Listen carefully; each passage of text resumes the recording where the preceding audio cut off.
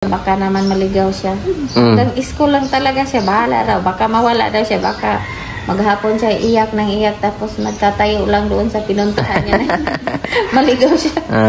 Hindi mo familiar yung city? Hindi talaga, sir.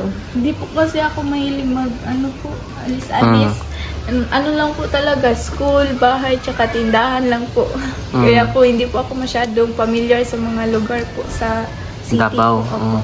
Kaya doon lang po talaga ako sa school. Hindi na po talaga ako maalis, ganun. Kaya ilang linggo akong tiis hatid-hatid primero kasi hindi niya alam. Pinabayaan ko na lang siya, sir.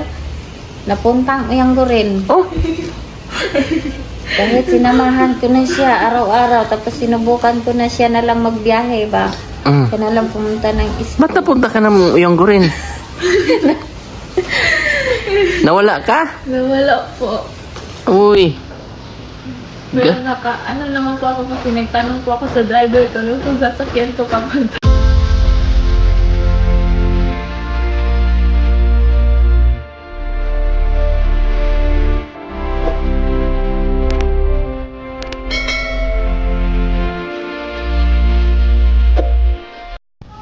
Good morning po mga kababayan. At tayo nandito kina Princess para po ay isang balitang magandang balita. Ito po kanilang mga sausawan. Princess doon nagwawalis. Nandito na ako sa loob kasi nag-offer si ate ng ng Milo. Tinimplahan tayo ng Milo. Tapos dito yung pwesto nila ate. Saan mag-ihaw-ihaw. Sa labas ng kanilang bahay. Tapos mga display sila ng gulay. Dito sa may lamisan na yan, dyan nila nilalagay yung mga gulay nila na galing doon sa kanilang farm, sa kanilang sakahan. So napakasipag po nila, no? So maliban doon sa pagtitinda ng mais, ay meron din silang mga ganyan na racket. Ganon din ang kanilang racket. So ito yung mga sponsor ng pabahay na to. Kay Tita Pima of Canada, Tita Jeannie and Tita Cecil of California, Ma'am Grace and Sir Erwin, Ate Inday of New Zealand, Tita Jeannie of California, Tita Anonymous, Ma'am Diana and Gilliard Kudiamat of Torrance, California, Ate PG, Ate Bernie, It's the It's, Ate GB, Ate CB, yan, Tita from Los Angeles, Ate Chuna Miles, Sir Larry, Sir Janjan and Ma'am Janet Aguiran, Ate Celine de Los Santos, Kuya Manuel, Sir J and Ma'am Cynthia of Katmon, Cebu, Anonymous, Ate Aluri of Australia, Ate Aluri, Ate Maala Liwanag Yalong, Ma'am Janet Aquino Yamada of Japan, Ate Henrisa at Trevor Overton, Sir Janjan and Ma'am Janet of Toronto, Canada, Tita Jeannie of California, Tita CB, Sir Erwin and Ma'am Grace, Tita Jeannie of California, Tita Jeannie of California, Tito and Tita of Arizona sa mga appliances. Anonymous, Sir Pat. Ayan. Sir, wala na ko putang ikasukal. Hindi talaga ako nagkasukal. Buti na lang, sir. Hindi ko nilagyan. Oh, how are you? Nagwalis ka. So, mukhang ano tayo ngayon, ha? Pangsip. It's a tie, ha? Sinisipon, ha? So, uso ang ubo ngayon. Bakit kaya? Sir, babalik-balik, no? Oh. Ulit-ulit. Pero mas maganda kahit pa paano ngayon. Hindi, kagaya dati. Masakit ang ulo noon. Ngayon, sipon lang. Sipon at saka yung parang ano ba? Sipon lang. Hindi yung Sipon lang. masakit sa ulo nung nakaraan. Di ba? Itutulog mo talaga yun. Nakaiba talaga yun. So, dahil tinimplahan tayo ni ate, bakit tayo tatanggi?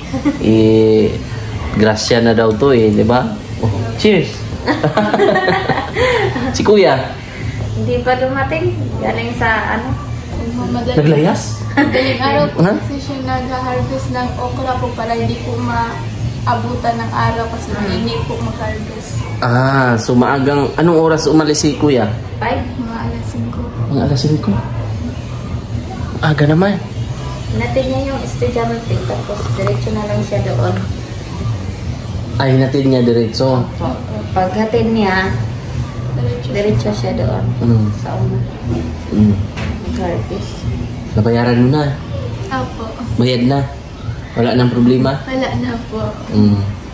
At least nakaluwag-luwag tayo or nakahinga-hinga ng malalim. Muna naman, si Kansim. Si Kansim. So, kailan yun? January pa po ata. January pa ang si Kansim. Naubos yung tinda mong ihaw-ihaw ate? Na may natira konti. Konti na lang. Araw-araw man ako namili. Mamaya mamimili ka ulit. Saan ka namimili bang? Diyan lang sa Turil. Turil? Mura lang naman pag sinasabi mo na ano ibibenta. May discount. May discount. So, ibig sabihin, pag mga namamalingki tayo, ang gagawin natin, ibibenta ito para may discount. So, ganoon pala ang diskarte? Mag-ano man, magtawad man ako. Wala bang tawad to ate kasi ibibenta ko to eh. Ganito. Mag-discount naman sila. So gagayahin ko yan. Kahit hindi ko naman ititinda. Yung mga isaw. Manok. Yung manok. Yung mga ilang kilo naman ng manok. Magbili ako ng manok din. Mga 4 na kilo, 3 kilo. 4 na kilo? Talaga? Yung mga pakpak, mga legs. Yung isang ganito, hatiin ko lang naman sa gitna. Tapos, benta ko 80. Depende sa laki niya, 80 or 90. Yung hita, 80 or kung maliit, 70. Ganun. Pati din yung sa panga. Yung panga ng isda. Ginansya naman. Kahit pa paano. Ginansya naman. Kahit pa paano na. Saging, gano'n. Opo, yung saging ko, yung una ang maupos kasi pag alauna. Merienda. Pero yung mais, magtitinda ka rin dyan ng mais? Opo. Ngayon, hindi kami nakapagtinda. Walang stocks mais. Punta kami ng bangkeron. Mamaya ata, pupunta ng bangkeron mamaya. Mahina ang mais na yan? Matumal? Matumal ang, kumbaga yung stock? Ubusan? Ubusan. Kaya hindi makapag-deliver dito yung nagde-deliver sa amin. Kaya punta na lang kami ng palengke. Ayan, si kuya po ay nandun sa kuando. Maaga, alas 5 pa lang ay umalis na at gumura. Rumampa na. Yan yung talaga. Gigising siya na maaga ba? Maawa nga ako kasi puyat siya magsundo nito. Alas 11 na ng gabi uuwi. Si Kuya Nestor? Opo. Dating ng umaga, sa alas 4 pa siya nagigising. Tapos alis sila alas 5. Diretso na yun siya doon sa uma namin para kung matapos ng maaga doon magtrabaho, kahit pa paano makasadline pa siya trabaho sa iba. Ay, ibig sabihin, pag ihatid yung mga estudyante, diretso siya sa sakahan. Yes po. Pagkatapos, balik siya dito, ihahatid si Princess. Mamaya. Sa school. Tapos, kumbaga kung galing siya sa pagdating dito, mamaya pa man to aalis. Oo. Pag may magpatrabaho sa kanya, magtrabaho pa yan siya. Tulad ng sa mga bahay-bahay. Opo. Construction. Kahapon. At pumunta siya sa kahapon. Pagkatapos niya hatid sa estudyante, pumunta siya sa Pagkatapos niya doon sa umuwi siya dito. May nagpaayos sa kanya ng bubong. Kahapon. Saglit lang din. Hanggang tanghali lang din. Na tapos niya nakauwi din siya. Tapos nahatid ka niya to papuntang Kano naman ang binigay ng nun? Binigay siya 2 oras lang naman yun. Binigyan siya ng 500. Oh? Laki na pala, no? Parang laki lang siya ng Bulkasil sa mas maigi pala yung ganyan-ganyan pala, no? Mas kuan. Pero pag arawan ka, yung trabahong buong araw, siguro no mga 600, 700, no? Kaya nga, para hindi din mapabayaan yung taniman namin, sinasaglitan niya, saglit-saglit lang. Tapos kung wala na siyang trabaho iba, kung wala magpatrabaho, yun naman, masahero naman siya. Hindi siya mapakali. Hindi siya dito sa bahay. Naglagi. Masahero na naman siya. Kagaya ngayon, kaya maaga din naman siya ulit kasi may nag-booking sa kanya daw kahapon magpaputol ng puno. Na ano na daw yun, na tumba. Tapos ipaputol daw sa kanya. Natumba dahil sa hangin siguro. Siguro. Tapos ipakuha sa kanya, ibigay yung kahoy. Laya naman daw ata yun. Gawin yung pang gatong. Babayaran pa siya nun. Tapos ibigay pa daw yung kahoy. Puno. Opo. Doble income Pwede, no? Sana all. Sabihin mo nga si kuya na pa extra ako sa kuan niya. Ginagawa niya. Diba, princess? Anong masasabi mo kay Papa? Salamat po. Kasi, walang sawang pagod sa pagtatrabaho po para po mapaaral po kaming lahat. Na meron po kaming makain araw-araw po. Maraming salamat po. Tsaka kay Mama po. Na naghahanap kahit konting... Sige na. Emotional ka ngayon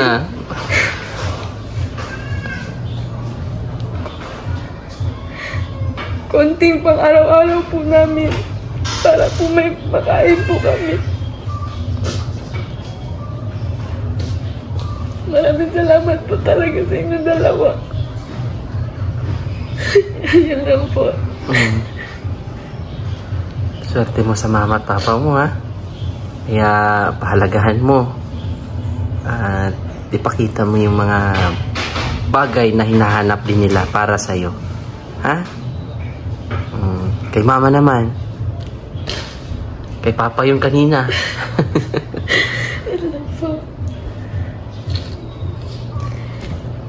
Maraming salamat po, Ma, kasi hindi ka napapagod na mag-alaga sa amin. Mag-intindi po. Kahit sobrang hirap po ng buhay natin, magsisikap ka po na meron po tayong makain po araw-araw. Meron po tayong araw-araw po. May mga plano ka po, kahit po konti, kagaya po ng iyo-iyo po sa labas, kahit konti income po. Meron po tayong nakukuha po. Para pang kain po, pantustos po araw-araw kahit pa paano. Kagaya po ngayon, wala pong mais. Meron po tayong income. Kaya maraming salamat po talaga. Grabe Nakikita naman talaga nila, sir, yung pagsisikap namin. Para sa amin lang din, para sa aming pamilya. Para kahit paano, hindi din kami, kung mahirap man, hindi lalong maghirap. At least paano, may mapagkuhaan ba na, may pagkukunan na konting Kaya, nagpapasalamat din ako sa sumusuporta din sa amin. Lalong-lalo na kay kanila Sir Efren, Tita Jenny, at saka sa nagpagawa nitong bahay namin, tumulong sa amin lahat, kagaya Tita Alori, sa allowance niya, at sa lahat ng sponsor, hindi ko na mabanggit isa-isa. Kahit papaano man, angat-angat din kami kunti. Meron kasing mga sitwasyon din kasi na yung parang mahirap aangat dahil syempre may unang mga priorities. Opo, tulad nung naging mga bata. Opo. Yung pag-aaral ng mga bata. Hindi madali din yung konsumo. Isipin mo, ilan ang kumakain. Yes po. At sa naging sitwasyon nyo ay galing pa kayo ng Luzon tapos lumipat sa Davao, di ba? Yes po. Ginawa talaga ng mama at papa mo yung pinaka-paraan. Buti na lang mabuti si Lord at nakita ka namin, no? At naging ganito ang sitwasyon. Yes po. Kahit paano gumaan-gaan. Sa'yo din, Sir Ele. Maraming salamat kasi ikaw ang ginawa ng Diyos ng gabay para sa amin na matulungan kami. Maraming salamat sa iyo. Tulay lang din ako. Kung ano man ang plano ni Lord, kung ano man ang sino man ang gagamitin ni Lord na mga tao na para makatulong din sa inyo, di ba? Sa ating mga kababayan. Ano lang din ako, yung papel ko dito, tulay. Yes po. Ikaw ang tulay talaga.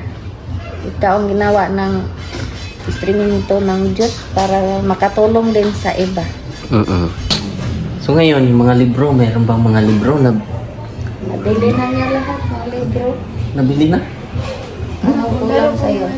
Pero sa ngayong semester po, 2 libro lang po yung required na sa amin po. Pero hindi ko pa po alam sa second semester kung meron pa po kami bibiling libro po. Pero more on ano na ngayon, yung online, no? Opo. Yun yung kagandahan po sa pag-aaral ngayon. Kasi pinaka need na ngayon yung laptop.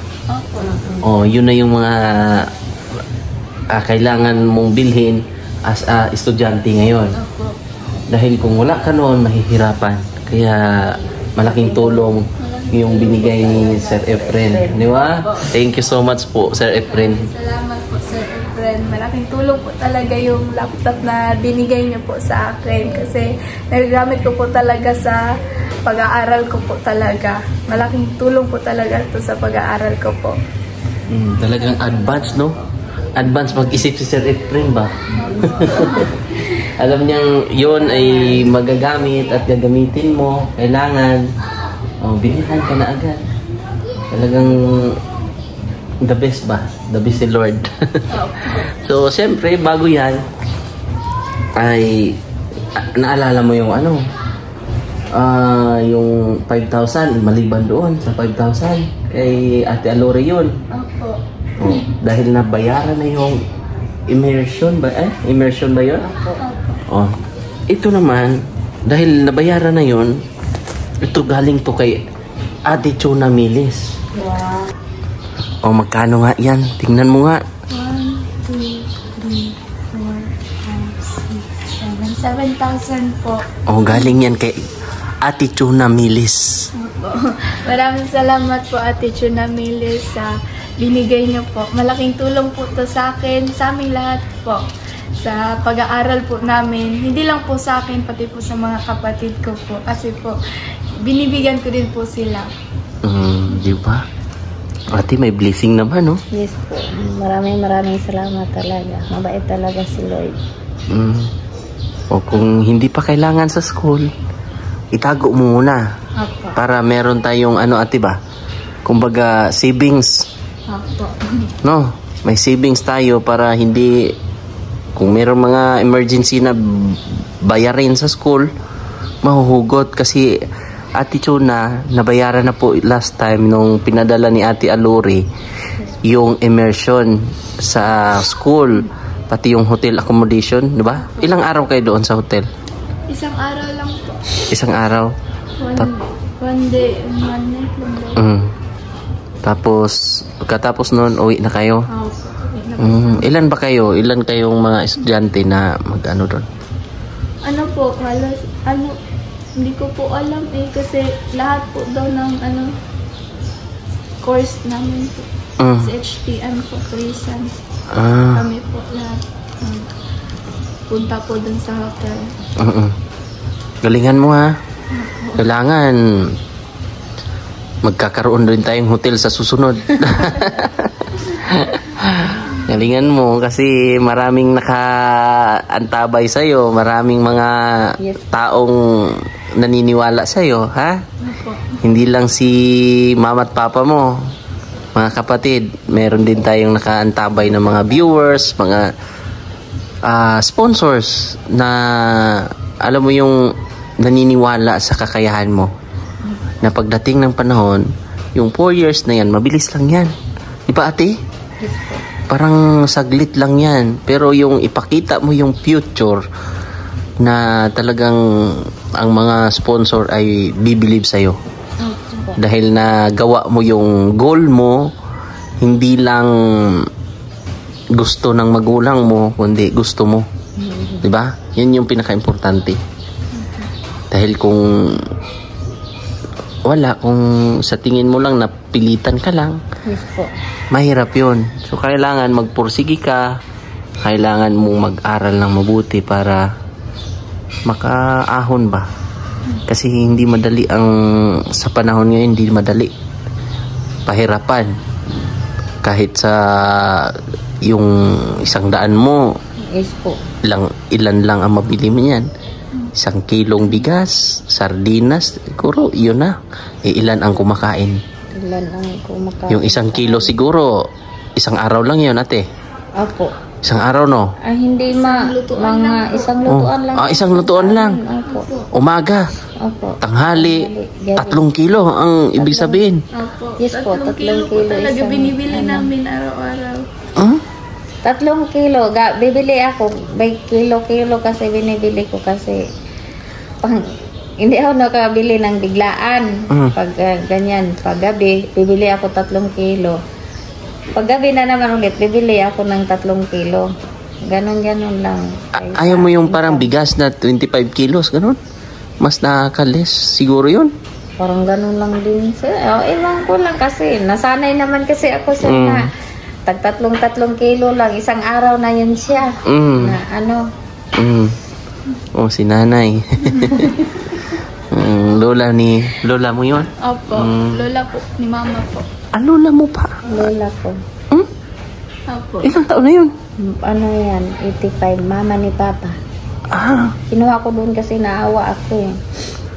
Naglalako ng gulay doon Saan? Sa Cotabato. Sa Carmen. O, sino kasama niya doon? Yung isang anak niya na bunso. Oh.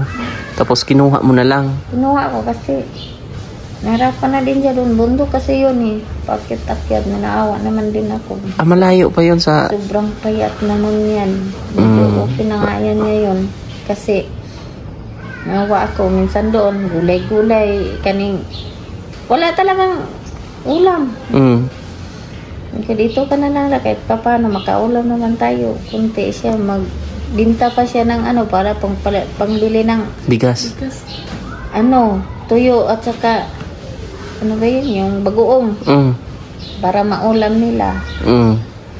Ganun talaga, no? Gulay. Mahirap din pala buhay niya doon, nanay. Kaya siya din ng tapos may tanim siya garden, tanim siya ng kamote, gabi, na gumulong naman daw siya doon pag nagbungka siya, kumuha siya ng laman ng kamote para ibinta. Gumulong siya sa pababa? Opo. Ano po kasi yun? Matirik. Mati. Ganun ba? Tirik. Sabi ko, dito ka na lang nandito naman din si Papa. Dito ka na lang sa akin. Maigi pumayag. Pumayag naman. Nagustuhan niya? Umuwi yan doon sa Cotabato. Kasi daw release ng nila. Senior. Hindi naman natuloy. Kaya magkano ba ang din ng senior? 3,000. Ang pamasahin niya papunta doon. Pamasahe parang naman siya doon nga matagal siya makauwi. Pinadala doon na naman ang pamasahe na papunta dito. Pauwi na pabalik na lang dito kasi. Delikado, princess. Baka magka-boyfriend si nanay. Dito? Ito nga, sabi ko baka naggala-gala ka ha. Sabi niya, takot daw siya. Kasi yayain naman daw siya ng barkada niya maggala. Hindi raw talaga siya, baka naman maligaw siya. Hanggang school lang talaga siya, bahala raw. Baka mawala daw siya, baka maghapon siya iyak ng iyak tapos nagtatayo lang doon sa pinuntahan niya. Maligaw siya. Hindi mo familiar yung city? Hindi talaga, sir. Hindi po kasi ako mahilig alis-alis. Lang po talaga, school, bahay, tsaka tindahan lang po. Kaya po hindi po ako masyadong familiar sa mga lugar po sa city. Davao. Kaya doon lang po talaga ako sa school. Hindi na po talaga ako maalis, ganun. Kaya ilang linggo akong tiis hatid-hatid primero kasi hindi niya alam. Pinabayaan ko na lang siya, sir. Napuntang uyang ko rin. Kahit sinamahan ko na siya araw-araw tapos sinubukan ko na siya na lang magbiyahe ba. Kaya na lang pumunta ng school. Ba't napunta ka ng uyang ko rin? Nawala ka? Nawala po. Uy. Pero ano naman po ako kasi nagtanong po ako sa driver ko kung sasakyan ko papunta. Lumampas ka. Lumampas po. Kaya pala. Ngayon, dito school lang talaga yun siya. Kasi hindi naman niya alam kung saan pa siya pupunta. Alam mo ang sikreto sa buhay? Si Magta. Kilala mo yon? Si Magtanong. Okay na lang din yan, sir, para hindi na lang siya makagalat din. May purpose, no? Hindi na lang siya, school lang talaga. Tsaka bahay. Tinda. Tama yan. Walang tinda doon sa Kasi nga na naman din yung namin, yung hinarbisan dati ba? Kasi taas na. Sundan na naman? Taas na naman yung mais. Grabe, no? Bilis lang ng panahon. Sipag nyo. Kaya maraming nagmamahal sa inyo eh. Kailangan magsipag, sir. Oo. Galing-galing. So yung tamang-tama, andito na rin si Kuya. Kuya, saan ang na-harvest mo? Pinadeliver ko na. Pinadeliver mo na? Mga lang. Pulo, ang 10 kilos pa. 10 kilos? Magkano naman ang kilo? 30 mas koro. Bumaba? Bumaba na. Sige lang, okay lang yun. Baka tumasa yung mga sunod buwan. Tama-tama po buwilo siya bunga ba? Baka masyali buwilo talaga ng bunga. Hindi pa lang po. Ayan, galing nag-harvest yan si Kuya ng okra. Okira. Okira. Nga 10 kilo lang daw. Upo ka, Kuya. Basang-basa ah. Pawis pa. Pawis na pawis. Hindi mo nang damit si Papa. Okay, mukhang basang-basa oh. Bihis mo na ba? Sige, bihis ka muna, Kuya. Basang-basa, galing sa kanilang kanilang farm. Okay na bahala sa kwan, Kuya. Pwede niyong gamitin sa school talaga. Ha? Allowance naman din mo. Allowance. May allowance naman siya. Sila doon daw. Mag-stay. Kailangan din yun. So, Ate Chona Milis, thank you so much. Salamat po. Kamag-anak pala kayo. Castro pala siya. Castro din ako. Castro din yung mama niya. Kano-ano niyo si Noli de Castro? May di kasi yun. Ang ganda-ganda pa rin ang bahay niyo, ha? Hindi, sir, pero parang hindi pa ko nang mapaglilit. Nabisi ako sa kunting negosyo. Busy talaga. Kasi matrabaho talaga. Kuya, sipag mo, Kuya, ha? Labis, ha? Iba talaga, ha? Iba ang mga magulang mo. Kakaiba, dating ng panahon, proud na sila sa'yo. Kumbaga, nagbunga lahat ng pinaghirapan nila. Ha? So, yun lang, Kuya. Ate, thank you. Bye-bye. Ayan, bye-bye tayo. Thank you po. Maraming salamat. Maraming salamat po sa lahat. God bless.